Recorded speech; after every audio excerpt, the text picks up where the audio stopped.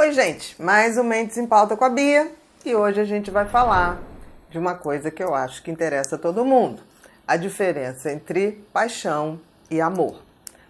Vamos lá, todo mundo já se apaixonou um dia e já percebeu o seguinte: paixão é um estado alterado de nível de consciência. Por quê? Porque a paixão, ela é algo que toma o seu cérebro de uma tal maneira que você fica totalmente escravizado em relação às emoções. E as emoções que sempre estão voltadas para alguém, que a gente chama do objeto da paixão. A paixão é, antes de tudo, um estado agudo de dependência.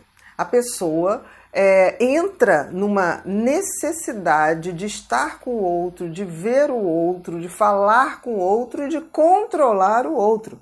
Como se o outro saísse da sua vida, ele fosse até morrer. A paixão pode ser definida como um estado de dependência tal qual uma dependência de alguma droga. Por quê? Porque qualquer apaixonado é como um drogado. Defende sua droga inevitavelmente. Quantos amigos da gente já não se apaixonou por alguém que a gente estava vendo na cara que não era uma pessoa bacana, que era uma pessoa que traria problemas ou uma pessoa dissimulada, manipuladora, e aquele amigo insistia em dizer que aquela mulher ou aquele homem era a melhor pessoa do mundo, que a gente estava sendo injusto, que a gente estava falando sem saber e cortava a amizade mesmo. Todo mundo já vivenciou isso e todos nós já nos apaixonamos também e sabemos que o apaixonado vê o seu objeto de paixão sempre de uma maneira positiva, sempre de uma maneira idealizada. A paixão é uma idealização, é muito longe de amor. A paixão é muito mais uma projeção do que a gente deseja, do que a gente quer para preencher os nossos vazios. Então a gente se apaixona não por uma pessoa, a gente se apaixona pelos nossos desejos de encontrar uma pessoa que seja magicamente perfeita e preencha todas as nossas necessidades. Não é à toa que o apaixonado fica o tempo todo irritado se estiver longe da pessoa que ele está apaixonado. E isso foi constatado por estudos de neuroimagem, por exemplo. Exames mostraram que o cérebro dos apaixonados funcionam exatamente como o cérebro de uma pessoa dependente química. Ou seja, o lobo frontal funciona menos, filtra menos a impulsividade e essa pessoa fica compulsiva pelaquela outra pessoa.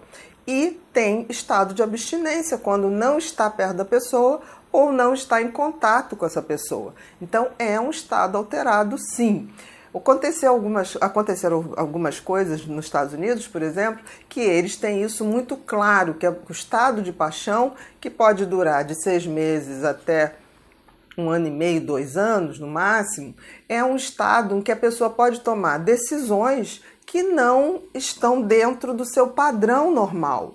Então, muitas pessoas que se casaram no auge de uma paixão aguda, por exemplo, em 1, 2, 3 meses, podem anular um casamento se for provado por um médico que aquela pessoa estava num estado de paixão tão grande a ponto de alterar o seu juízo crítico, a sua percepção do outro e a percepção de que ele dependia do outro inteiramente.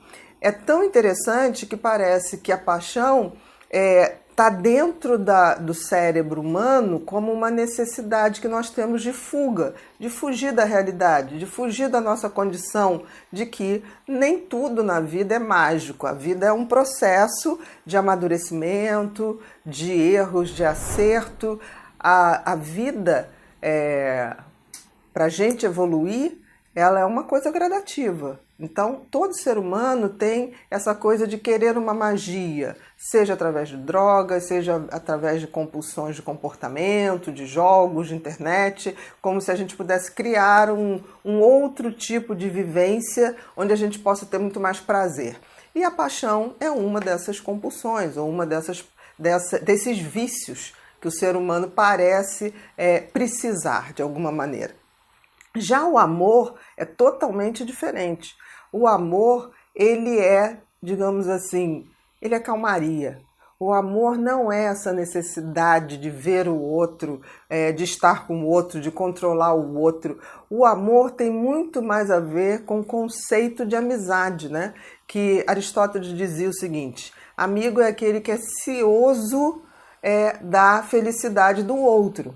Quem ama quer ver o outro feliz, independente de estar perto de si ou depender de si para ter essa felicidade. Então, quem ama quer ver o crescimento do outro, quer ver o outro se dar bem, mesmo que não esteja mais com essa pessoa. O amor é generoso, enquanto a paixão é absolutamente egoísta. O apaixonado, ele quer que o outro fique bem, desde que seja ao seu lado, desde que seja por seu intermédio. Então, eu fico pensando, nós vivemos um mundo em que a paixão é difundida como amor, e não é.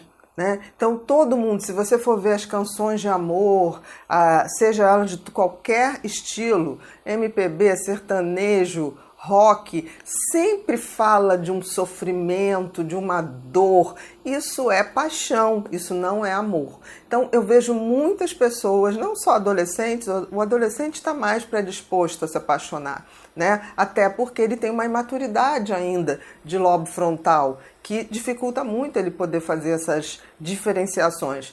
O adulto também, todos nós podemos nos apaixonar, mas com o tempo essa paixão aguda e tão avassaladora começa a acontecer mais, porque a gente vai tendo a sabedoria de saber que aquilo é um movimento de fuga do nosso cérebro e que passa. E quando passa, a paixão, quando ela acaba no meio da paixão, geralmente acaba muito mal, porque o apaixonado fica perplexo de perceber que o outro não é aquela maravilha ou aquela magia que ele julgou que o outro era. O amor não. O amor, conforme ele vai aumentando, você vai vendo o defeito do outro, mas você vai estar ali para ajudar ele a transcender, para ajudar ele a ser uma pessoa melhor. O amor é como o olhar de pai para filho, né? Que vê ele crescer, sabe dos seus erros, sabe da limitação dos seus filhos, mas admira também. Tem aquele movimento de admiração, de respeitar o tempo das pessoas. Amor é respeito. Na Índia, se costuma dizer que um amor é como um chá. Você vai botando a água para ferver, ele vai fervendo aos pouquinhos e vai ficando cada vez melhor, né? Aqui a gente não lida muito bem com esse conceito. Então, eu acho que está na hora da gente rever as canções, as ficções, os filmes. Eles sempre nos vendem uma paixão como amor, mas amor é outra história. A gente tem que saber disso, porque as melhores histórias de amor são as melhores histórias de amigos. E eu estou falando porque muitas vezes começa-se uma amizade e essa amizade pode virar amor. Amor entre duas pessoas, com sexo ou sem sexo. Então, assim, o grande, claro, se a gente consegue uma amizade virar um amor com o toque sexual de aconchego, claro que é maravilhoso. Eu digo que é o amor completo, mas a gente tem que começar a parar e rever que amor não é mágica, né? Talvez o amor seja o grande parceiro da nossa transcendência aqui nessa vida. Então, fica a dica para vocês reverem o conceito de amor. Descubra sua personalidade com o teste Pensax. Faça o teste grátis e comece sua jornada de autoconhecimento.